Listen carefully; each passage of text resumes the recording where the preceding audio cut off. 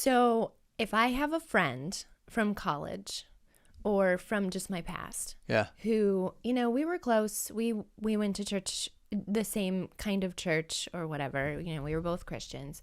And then suddenly my friend just tells me that she is interested in other women.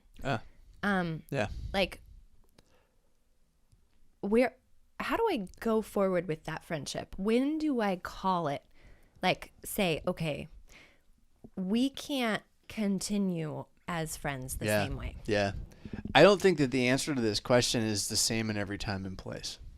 So, like, when that means, and I've joined the Nazi party and we're soon going to put you in camps, then it's like, we're not friends anymore, right? And that's where we are.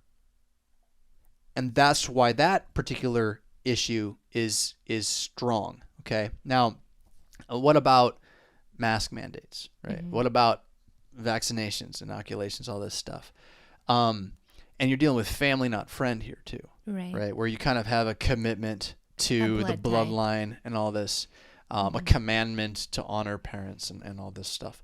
It's a little different, and yet it just, the Thanksgiving issue was so, it wasn't something that I was dealing with, but I was watching other people, and I have watched other people deal with this.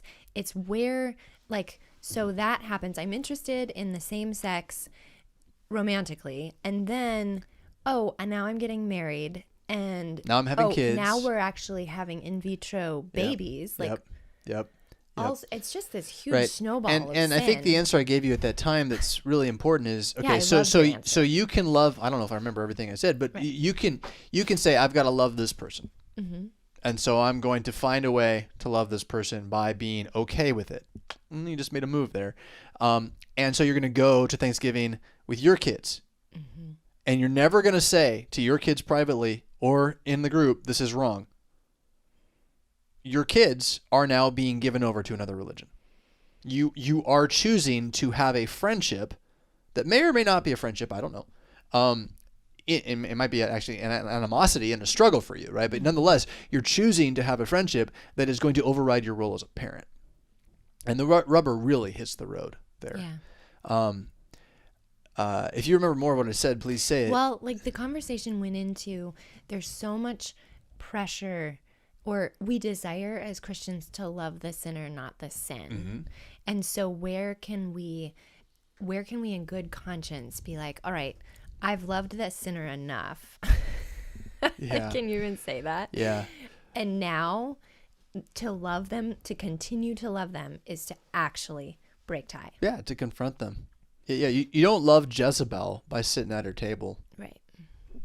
And so, that distinction between idolatry and someone who is struggling, right? And especially then if this person is a Christian and they're saying, I'm still a Christian too. Now it's like, no, you're not. And look, Judgment Day will have to decide between us. And I'd love to walk into heaven, but the path you've chosen is the wide road that leads to destruction. And I can't sit here and pretend that isn't true. So this is where Ryan's answer a little bit, and I am not good at this. I want to be better at this. I get emotional, and that becomes a problem for me. But to retain your calm and say, oh, yeah, you're going to hell. I love you. Let's eat. That needs to be where we go. Okay? Where we stop holding our tongue out of fear of hurting the person and that not being loving, because they've decided to be hurt by everything as a way of manipulating us into silence. And somehow, some way, our conscience has to be prophetic now. 20 years ago, maybe you can make the argument that it was the place for the soft touch. Look where the soft touch has gotten us. They have not, give the finger, he takes the arm. They have not stopped. They will not stop. It is a political, religious movement at this point. That doesn't mean the Republican Party is your answer, but it definitely means it's a political, religious movement at this point. And there are places where they are building camps. And it is on the docket in New York State to build camps this year. It could be voted down. January is when the vote's going to happen. But, I mean, they are building camps. At what point do you decide that this is more than just a matter of me needing to hate the sin, love the sinner? This is a sociocultural Canaanite invasion of former Christendom, and you will need to come out from her, my people. You will need to see the abomination that causes desolation and flee for the hills. I know this made you happy as an answer. I'm not sure it's going to help you at the dinner table. Self-control, that doesn't mean never speak, but in fact means say what you believe firmly and clearly, and then when they hate you, rejoice. That's your role in this age. Think what they did to Jesus. So, and I know in Ryan, I don't know if I should have told Ryan that. Ryan's gonna be like, he's gonna stand firm at that table, and well, good for you, actually, good for you on that.